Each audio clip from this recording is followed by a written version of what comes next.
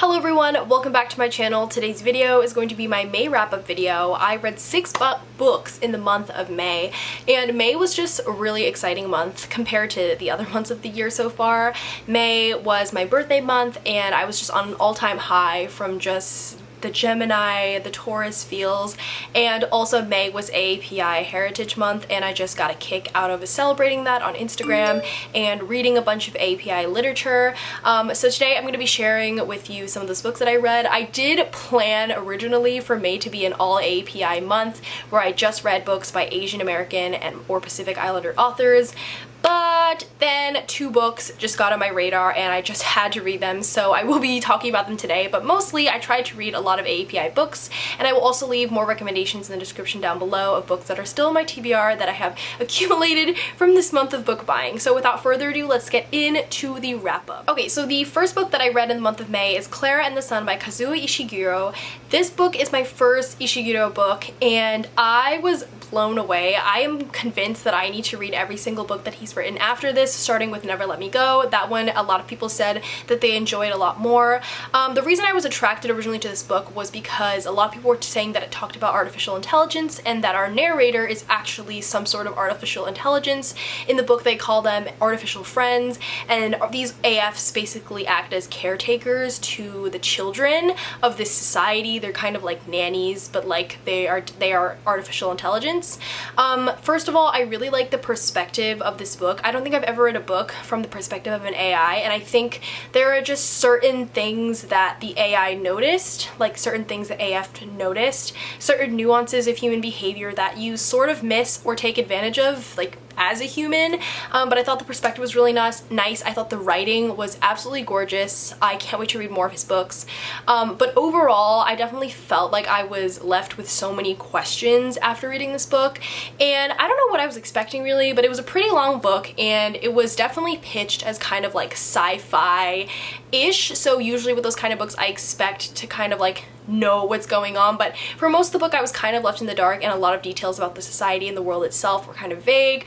That could also be intentional, thinking about like, you know, authorial intent. That could have been the author just letting us come up with things from our imagination and kind of like weaning things out, because technology in itself is very abstract, and I feel like this was a very technology heavy book. Like there was a lot of slang and a lot of new vocabulary words that were used to describe the technology in this world. So overall it was a solid read, and it has definitely introduced me to a new Asian author that I'm excited to read more of. So the next book that I have is If I Tell You the Truth by Jasmin Kaur. This book is super interesting. I will leave a card on the top for you to see my vlog where I read this. This book I received it in the March Unplugged book box, and I read it for AAPI month. And this book was just, I just keep saying that, but this book was just amazing. Like, it was definitely not what I expected, because I don't really read books that change in format. I'm usually a very like narrative heavy, prose heavy kind of gal, but this book definitely switched between prose, verse, and then it also had illustrations and art in the book. And the voices, it basically follows a Punjabi Sikh woman as she has to flee her home in India as she is sexually assaulted by her fiance's brother, and she flees to Canada, and from that incident she becomes pregnant, so she gives birth to her daughter in Canada. And I would say half the story is like from the mother's perspective and half the story is from the daughter's perspective, but it does change throughout. I wasn't really bothered by the changing. I thought it was very beautiful. I thought it was done very well. I thought the dual POV was done really well. The writing was just absolutely beautiful. Like, I melted, and I have written down so many quotes from this book that I am just excited to share and read more from this author. I follow this author on Instagram now, and I'm just really impressed with everything that Jasmin Kaur writes. But anyways, this book was one of my favorites of this month, and I would definitely recommend it if you're looking for more books that kind of change in format, kind of flow, and are very fluid and are just really beautiful. Also, this book touches upon some super important topics that are very timely. I definitely had to put the book down a little bit because it got really heavy at times, but I would still highly recommend this book. So the next book that I read in the month of May is one of my favorite books of the entire month, and it is Tokyo Ever After by Emiko. I have such a long history with this book. I received a super early copy of it, and I was just obsessed with the prose. This is one of my most anticipated books of 2021, and it did not disappoint.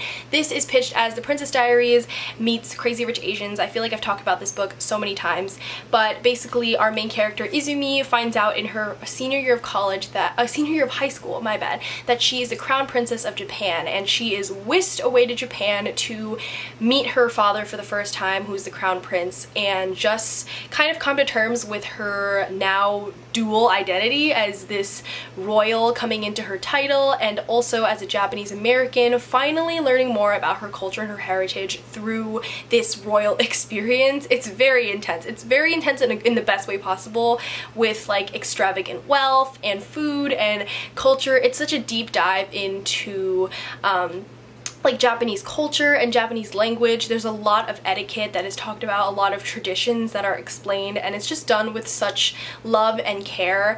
I spoke to the author on IG Live, so I will leave a link down below if you're interested in hearing our conversation. We spoke for a long time just about what inspired this book and what kind of Emiko Jean's purpose was in writing this character as this like Asian American character in this world. And for a YA contemporary, this was super fast paced. It wasn't very cheesy at all, which I tend to find YA contemporaries nowadays, but I just really love this one. I love the main characters, and there's a second book. I didn't know this when I read it, but there's a second book, and now I just can't do anything but think about the second book because just the story is so beautiful and the characters are so heartwarming. But I would definitely give this a read if you haven't picked it up already. So the next book that I read was Turtle Under Ice by Juleah del Rosario. This book was totally outside of my comfort zone.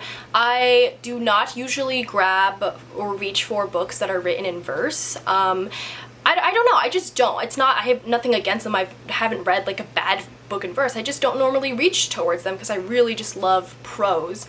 But this book is entirely written in verse, and I read this for AAPI month. This book is by a Pacific Islander author, a Micronesian author, and I read this book because I'm just trying to expand definitely more that I read under the AAPI label, or more Asian American and Pacific Islander authors, because I actually haven't read many books by Pacific Islander authors. But this book was super special. It was recommended by my friend Andy, and I read this book, and it was really hard to read. I think I read a lot of sad books this month, but I read this book. It basically follows two sisters, and it switches in dual POV as well, so that dual POV kind of thing. I love dual POV, and it switches between perspectives as they are both kind of grieving the loss of their mother in their own way. And the two characters, although they seemed very similar, they were just super differentiated through the writing. The writing was so beautiful, even though it's in verse. She did such a great job. The author did such a great job of kind of differentiating these two sisters, and it was just really beautiful to read. It's super short too, so you can definitely finish it. It's in verse, so you can definitely finish it pretty fast. I would definitely recommend it. I read it on ebook, but it was also just hard to read. I experienced a loss in April, so the month prior to reading this. So reading it, I actually think it helped me a lot. I read it, and it kind of the main idea, I think the theme of it was basically talking about how to kind of like not just be consumed by grief and loss, and kind of how to find your identity outside of you losing someone and you not just being known as the person who lost someone. Like, it talked a lot about identity, a lot about grief, but just how to kind of cope with it and how different people cope with it. And I thought it was just really beautiful. Again, there were so many quotes that I want to take from this. It was just such a uniquely written book, and I would highly recommend it if you are looking for that sort of thing. Just beautiful contemporary, and yeah.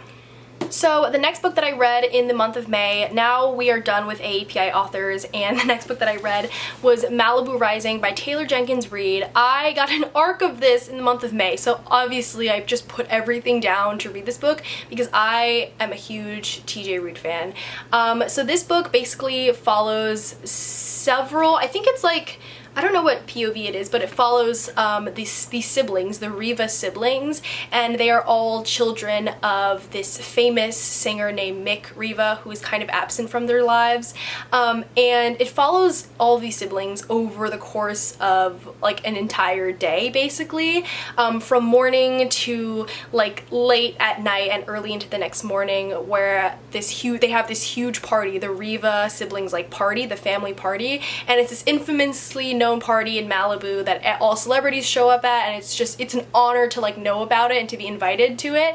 It kind of like reminded me of The Great Gatsby, like if you know about the party, you're invited, like that sort of thing. It definitely did remind me of that. But overall, I was just super disappointed. Like I'm not saying that I didn't like this book, because I like loved it.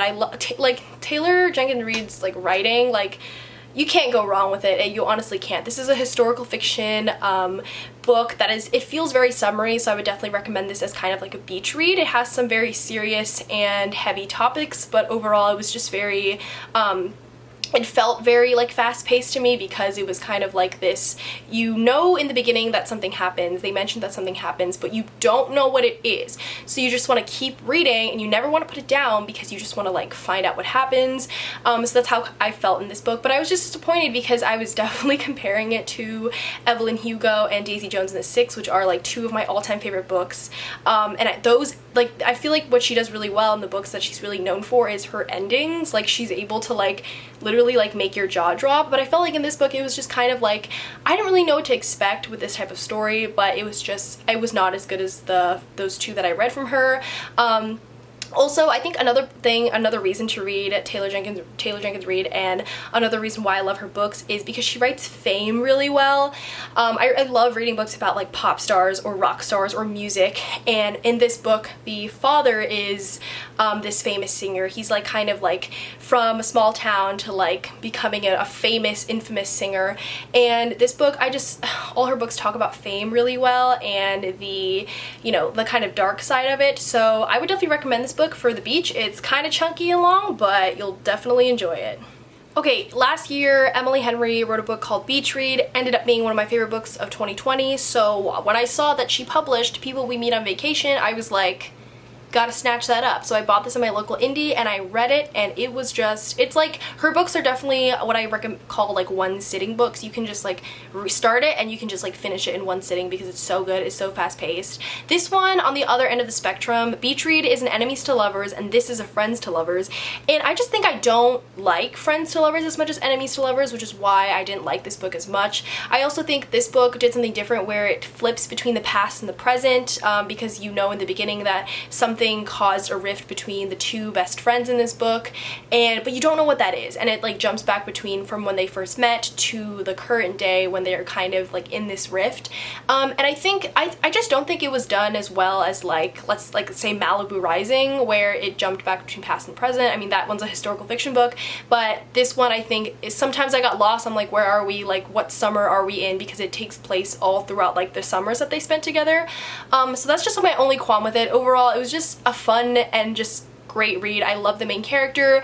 Didn't really care much for the love interest, but her writing is just so funny. She has that like personality that I would describe as like my own personality, where it's kind of just like witty and sarcastic to a fault. Like it just, you keep going. It's very quippy and like keeps going and it never stops. So even if you're tired of it, you're kind of like, nope, the author still has like, I mean, the main character still has like a joke up their sleeve. But overall, I love this book. If you are planning to go to the beach this summer, or sit by the pool, or just sit in your backyard, or sit in your bed, like, this is honestly just such a fun, whimsical little read. Okay, that was it for my May wrap-up. I think I read quite a few books in May. I usually don't read this many books, not anymore at least, and I have so many fun books coming up in June. I actually already finished my first book on June 1st, for June, on the same day, so I'm super excited. Happy Pride Month if you are celebrating, and yeah, just stay tuned, I guess, for my June TBR, and that is all for today's video. Have a great day.